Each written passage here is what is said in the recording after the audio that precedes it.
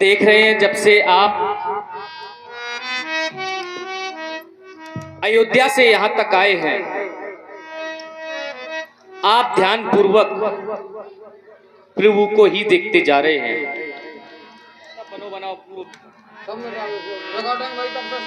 विचार करता हूं आपकी अवस्था की ओर। यह आपकी अवस्था वृद्धावस्था की है, सोचने विचारने की नहीं, सेवा करने की नहीं। हम जानते हैं कि आप मन में जो सोच रहे हैं वो किसी से कह नहीं पा रहे। आप दुख के सागर में गोते तो लगा रहे हैं, लेकिन मन ही मन बहुत दुखी भी हो रहे हैं।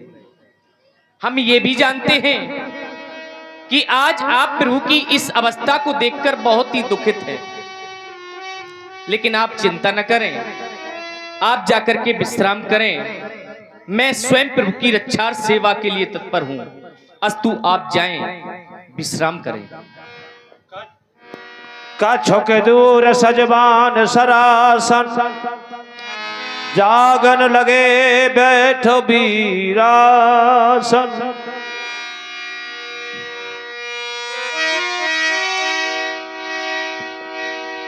सभी हमारे सेना नायक अर्थात हमारे नगरवासी ध्यान देकर के सुने। हमारी ये घोषणा है, परमात्मा इस समय शयन कर रहे हैं और यहाँ वन प्रखंड है। किसी भी प्रकार का कोई हिंसक जीव आकर के हमारे परमात्मा को किसी प्रकार की क्षति न पहुंचा पाए, इसलिए सभी अपने अपने हथियारों से सुसज्जित होकर यहाँ वहाँ यत्र तत्र चारों दिशाओं में सजग बन करके पहरा देंगे। परमात्मा शयन कर रहे हैं, आदेश का पालन हो। सोमत प्रवाहे निहारन साधु, भयो प्रेम बसो हृदय विषाद।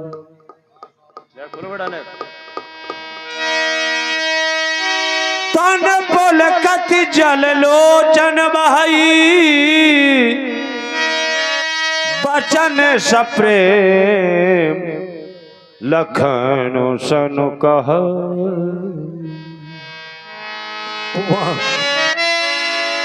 जय हो विधाता तेरी, बड़ी विचित्र गति है हे परमात्मा।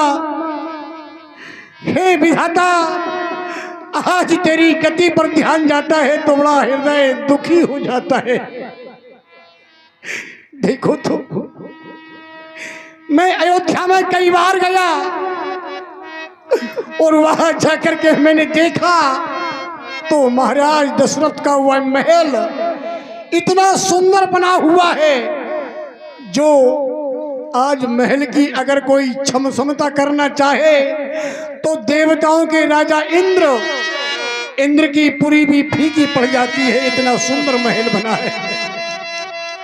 भूपति भवन शुभाए सुहावा, सुरपति सदन न पटतर पावा।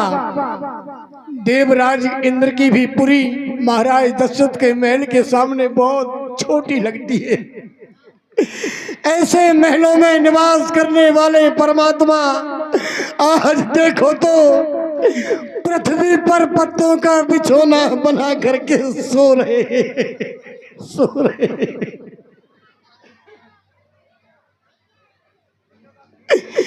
मैंने स्वयं जा करके देखा, उन महलों के अंदर 4 चबूतरे बने हैं, जो किसके बने हैं? मणिमय रचित चारु चौबारे, जन रतिपति निज हाथ समारे। मानो रति के पति कामदेव ने स्वयं उन चबूतरों का निर्माण किया हो। ऐसे चबूतरों पर खेलने वाले हमारे परमात्मा देखो तो आज अपने माता पिता के आदेश का पालन करते हुए वन की कठोर भूमि पर पत्तों का बिछोना बनाकर सो रहे हैं। हैं आप जैसा आज्ञाकारी पुत्र शायद विधाता किसी को दे। अरे कहाँ तक कहूँ, शुचि सुविचित्र सुभोगमय सुमन सुगंध सुवास पलंग मंजू मन दीप जहाँ सब विधि सकल सुपास। कंचन के पलंग बने हैं जिन पर मखमली गद्दे बिछे हैं, उन गद्दों पर भी प्रभु को नींद नहीं आती थी तो देवी कौशल्या लोरियां गा गा कर प्रभु को सुनाया करती थी। आज वही परमात्मा देखो तो कैसे सो रहे हैं। कहाँ तक कहूँ, क्षीर फैन मृदु विशद सुहाई, दूध का फैन जैसे होता है, दूध के फैन के समान मुलायम गद्दों पर सोने वाले प्रभु आज देखो अपने माता पिता की आज्ञा का पालन करते हुए बेचारे पृथ्वी पर पड़े। ऐसे महलों में निवास करने वाले, ऐसे परमात्मा जिन्होंने कभी पृथ्वी पर पैर नहीं रखा, आज देखो तो कैसे सो रहे हैं। बेटी सीता की ओर देखता हूँ तो इन्हें कौन नहीं जानता। पिता जनक जग विदित प्रभाऊ, ससुर सुरेश सखा रघुराऊ। महाराज जनक की बेटी, कौन नहीं जानता महाराज जनक को। ऐसे पिता की बेटी और ऐसे ससुर की बहू, जिनका ससुर इंद्र का, जिन्हें इंद्र भी अपना मित्र मानते थे। ऐसे बेटी सीता आज देखो अपने पति व्रत धर्म का निर्वहन करने के लिए बेचारी पति के साथ सारे संकटों को उठा रही है, संकटों को उठा रही है। रामचंद्र पति सो वैदेही, जिनका पति स्वयं परमात्मा हो, जो स्वयं परमात्मा की पत्नी है, आज वह देवी सीता देखो तो पृथ्वी पर अपने शयन कर रही है। विधाता बाम क्यों न कहूँ, लोग कहते हैं कर्म प्रधान सत्य कह लोगों, कर्म में लिखा होता है वो होता है, लेकिन विचार ये करता हूँ इनसे ऐसा कौन सा कर्तव्य बिगड़ गया जो परमात्मा ने इन्हें ये दिन देखने के लिए दिए। कुछ नहीं, बस मैं तो यही कहूंगा, ओ केकई तूने अच्छा नहीं किया। केकई नंदन मंदमती कठिन कुटिलपन कीन, और जय रघुनंदन जानकी सुख अवसर दुख दीन। अरे इनके तो सुख के दिन थे, सुख के दिन थे, तूने वो अभागन केकई ने दुख दे दिया। देखो बेटी सीता की ओर, पलंग पीठ तज गोद हिंडोरा, सियन दीन पग अवनी कठोरा। कभी अपने माता की गोदी में रही, कभी सास की गोदी में रही, तो कभी पलकों पर रही जिन्होंने पृथ्वी पर पैर नहीं रखा। भाइयों बेसाद बेसाद बारी,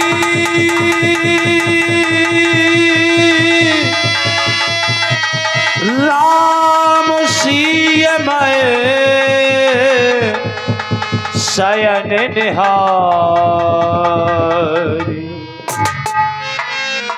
बोले लखन मधुर मृगवाणी, ज्ञान विराग भगत रस सानी। भैया निषाद राज, आज आप प्रभु श्री राम एवं माता जानकी को पृथ्वी पर बनी हुई साथरी पर शयन करते देख विषादित हो गए। आज हमें भी विश्वास नहीं हो रहा कि प्रभु के कुछ भक्त संसार में ऐसे भी हैं जो प्रभु के प्रेम में सब कुछ भूल जाते हैं। प्रेम करना अच्छी बात है, प्रेम करो, सबको करना चाहिए, प्रेम करना कोई बुरी बात थोड़ी है। संसार में प्रत्येक प्राणी को एक दूसरे से प्रेम करना चाहिए, लेकिन प्रेम की अधिकता अच्छी नहीं होती है। ज्यादा प्रेम ना करो, करो सीमित, क्योंकि प्रेम की अधिकता सदैव प्राणी को दुख देती है। ज्यादा प्रेम करोगे बाद में कष्ट होगा छोड़ने में, कोई भी हो। और जब कोई व्यक्ति प्रेम के बाद छूटता है तो वो कष्ट बड़ा असहनीय होता है, सह नहीं पाते लोग। वो आज जो आपके अंदर प्रेम है उसको आप सह नहीं पा रहे, कह नहीं पा रहे, दुख के सागर में गोते तो लगा रहे हैं। इस समय आप प्रेम की अधिकता में मोह के बंधन में भी बंध गए हो, जिसके कारण आज आपने माता कैकेयी को कुटिलता से भरपूर एवं मंदमती भी कह दिया। आज आपके कटु वचन होते हुए भी इस लक्ष्मण को कटु नहीं लगे, क्योंकि लक्ष्मण के स्वभाव से आप परिचित ही नहीं सुपरिचित हैं। लेकिन आज आपके ये कटु वचन होते हुए भी इस लक्ष्मण को कटु क्यों नहीं लगे? क्योंकि आज आप प्रभु की इस अवस्था को देखकर, प्रभु के प्रेम प्रभाव में बहकर ऐसे शब्दों का प्रयोग कर गए जो आपके हृदय की वेदना के स्वर थे। कोई बात नहीं, हम आपको एक बात समझाने के लिए जा रहे हैं, जिसको समझने के लिए व्यक्तित्व की आवश्यकता पड़ती है। आपने एक बात कही, कर्म प्रधान सत्य का लोगू। प्रभु सीताराम जी को ऐसा कौन सा कर्म करना पड़ा जिसके कारण उनको वन आना पड़ा? बंधु, कर्म का भोग जीवों के लिए होता, न कि परमात्मा के लिए। कहा गया जीव कर्म बस सुख दुख भागी, जीव कर्म बस सुख दुख का भोग करता है। जहां तक देखा जाए ये संसार कर्म के अधीन है, इस संसार में कर्म की ही प्रधानता है। कर्म प्रधान विश्व कर राखा, जो जस करहि सो तस फल चाखा। कर्म की प्रधानता इस संसार का नियम, जो व्यक्ति जैसा करता है उसको वैसा ही तो फल प्राप्त होता है। कोई किसी को सुख दुख नहीं देता, बल्कि अपने सुकर्मों के अनुसार व्यक्ति को फलों को भोगना पड़ता है। जो व्यक्ति जैसा करेगा उसको वैसा भोगना प्यारे पड़ेगा। संसार वालों की मानसिकताएं भले ये है कि तुम्हारी वजह से हमारा हाल ये हो गया, तुम्हारी वजह से हम कष्ट में हैं। ना, तुम कष्ट में हो, तुम अपने कर्मों के कारण हो। तुम्हारे साथ अगर कोई घटना घट जाए उसका भी कारण आप स्वयं है, कोई दूसरा नहीं, क्योंकि ईश्वर पहले ही सब कुछ लिख देता है। आप जैसा करोगे या आपने प्रारब्ध में जो बोया है प्यारे, उसको आपको काटना पड़ेगा। आप चाहे जितने युग बीत जाए, चाहे जितने जन्म बीत जाए, भोगना पड़ेगा ही। एक उदाहरण देता हूं आपको। यदि आप किसी के साथ अच्छा व्यवहार करेंगे, किसी के साथ प्रेम से बोलेंगे, अच्छे से बात करेंगे, तो बताओ वो क्या गुस्से में बात करेगा? वो आपसे प्रेम से ही बात करेगा। और जरा किसी से गुस्सा होके देख लो तो उसका परिणाम भी फिर क्रोध ही मिलेगा। एक किसान अपनी खेत पर मेहनत करता है कि उसकी फसल अच्छी प्राप्त हो, और अगर वो जरा सी लापरवाही कर दे तो उसकी सारी फसल चौपट हो जाएगी, क्योंकि सब कर्म के अधीन है। आप जैसा करोगे वैसा ही तो मिलेगा। ये लोगों की भले ही मानसिकताएं बन गई कि आपने हमारे साथ किया, आज उसका कारण आप बन गए ना। आपने जो किया वही पाया। जोग वियोग भोग भल मंदा, हित अनहित मध्यम ब्रह्म फंदा। जन्म मरण जय लगी जग जालू, संपत्ति विपत्ति करम अरु कालू। धरनी धाम धनुपुर परवारू, सरगु नरकु जय लगी व्यवहारू। देखिए सुनाए गुनाय मन माही, मोह मूल परमारथ नाही। इस संसार में दुखों की जड़ मोह को बताया गया, न कि परमारथ को। परमारथ क्या है? सखा परम परमारथ एहू, मन कृम बचन राम पद देहू। संसार में प्रभु सीताराम जी के चरणों में सच्चे मन से अनुराग करना, प्रेम करना, श्रद्धा रखना, आस्था रखना, यही सबसे बड़ा परमारथ है, कहीं कुछ नहीं है। और जहां तक आज इस संसार की बात है तो आपको एक बात बता दें, ये संसार एक सपना है। ये जीव माया से ग्रसित हैं, ये माया का भोग कर रहे हैं। जिस दिन ये लोग माया से परे हो जाएंगे उस दिन इनको ईश्वर की प्राप्ति हो जाएगी महाराज। लेकिन ऐसा नहीं हो पाएगा क्योंकि इस संसार में सब लोग खोए हैं। आपको एक उदाहरण और देता हूं। समाज में दो व्यक्ति हैं, एक राजा है एक गरीब है। दोनों व्यक्ति रात्रि में स्वप्न देखते हैं। राजा के पास तो वैसे भी सब कुछ होता है। राजा ने रात्रि में स्वप्न देखा कि उसके पास जो कुछ था वो किसी और के पास चला गया। उस राजा को बड़ा दुख प्राप्त होता है। एक गरीब ने स्वप्न में देखा कि उसके पास कुछ नहीं, अचानक से उसे कहीं से धन की प्राप्ति हो जाती है। उस गरीब को बड़ी प्रसन्नता होती है।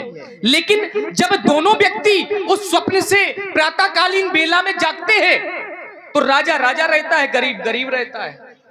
जब यह संसार स्वप्नवत है तो उन्नति अवनति धोखा है। सपने का राजा रंग खोना एक अनहोनी मिथ्या है। जीवों की यहाँ अवस्थाएं बस घोर मोह की रातें हैं। इन रातों में जो होती वे सब सपने की बातें हैं। इनमें योगी जन जगते हैं या अज्ञानी जनता सोती है या वे जगते हैं जिन पे कुछ कृपा इसकी होती है। बस यही समझकर दुनिया का सुख और दुख सहन करना अच्छा है। यदि इस धारा से तरना हो तो प्रभु का सुमरन करना अच्छा है। प्रभु श्री राम को संसारिक मानो या राजकुमार मत समझो, जबकि उनके बारे में कहा गया राम ब्रह्म परमारथ रूपा, अभिगत अलग अनादि अनुपा, सकल विकार रहित गत बेदा, कैनित नेति निरूप ही बेदा, भगति भूमि भू सुर सुरभि सुरहित लागी कृपाल, करत चरित धरि मनुज तनु सुनत मिटहि जगजाल। प्रभु सीताराम जी के चरणों में सच्चे मन से प्रेम करो, अनुराग करो, हम जैसे सभी भक्तों का कल्याण हो जाएगा। एक बार उपस्थित जनसमूह जितने भी भगवान से श्रद्धा एवं आस्था रखते हैं, सभी माताएं बहनें भाई बंधु एक बार उच्च स्वर में जयघोष करेंगे, बोलिए प्रभु श्री रामचंद्र की। बताओ जनसंख्या इतनी हो, जयकारा लगाने में बड़ा कष्ट है भाई। लोगों को ये समझाया जाता है जयकारा और भंडारा कभी नहीं छोड़ना चाहिए। बिल्कुल सत्य बात है, क्योंकि जयकारा भी ईश्वर का हुआ करता है। वो भंडारा अर्थात प्रसाद, और प्रसाद का अर्थ क्या होता है? प्रामाने प्रभु, सामान्य साक्षात, दामाने दर्शन। प्रभु के साक्षात दर्शन ही तो भंडारा है और इन दोनों को कभी नहीं छोड़ना चाहिए। अपनी जीभ पवित्र करने के लिए भगवान ने जिनको दो दो हाथ दिए वो सभी लोग दो दो हाथ उठाएं, क्योंकि श्री राम स्तोत्र में बताया गया ये बदंती नरा नित्यम हरि नित्य क्षरध्वम तस्योच्चारण मात्रेण विमुक्तास्ते न संशया। जो व्यक्ति दो अक्षर वाले हरि का नाम बिना संदेह के लिया करते हैं उन्हें कहीं जाने की जरूरत नहीं, उनका इसी धराधाम पर तारण हो जाएगा। किसी तीर्थ स्थान की जरूरत नहीं, सिर्फ राम नाम में इतनी ताकत है कि संसार के समस्त रोगों का नाश हो जाता है। तो सभी लोग दो दो हाथ उठाएं, सभी माताएं बहनें उठाएं जिनको दो दो हाथ दिए हैं। ये सनातन धर्म, ये सनातन संस्कृति की पहचान। एक बार उच्च स्वर में जयघोष करें, बोलिए प्रभु श्री रामचंद्र की, बोलिए श्री जानकी मैया की जय जय श्री राम। चलो उनकी सेवा में उपस्थित हुआ जाए। कहा राम कुंड भाभुन सारा, जागे जग मंगल सुखदार, सकल सोच करो राम नहावा, सोच सुजान बट क्षीर मंगावा। सखा आपसे मिलकर, आपके समस्त नगर वासियों से मिलकर बड़ा अच्छा लगा, प्रसन्न हुआ मैं। लेकिन अब मैं आपसे विदा चाहता हूं, सो कृपा कर हर्ष पूर्वक हमें विदा करें। लेकिन चलने से पहले कहे प्रभु, हृदय में एक लालसा ने जन्म लिया है। कहे नाथ, मैं चाहता हूं तुम्हारे पवित्र करों द्वारा बट के दुग्ध का प्रबंध किया जाए। पूछोगे किस लिए? इसलिए जानना चाहता हूँ। जो ये बिखरे हुए केस देख रहे हो, इन केसों को हम जटाओं में परिवर्तित करना चाहते हैं। शीघ्रता से प्रबंध किया जाए सर। जय हो, शीघ्रता से जय हो। सोच सुजान बट क्षीर मगावा,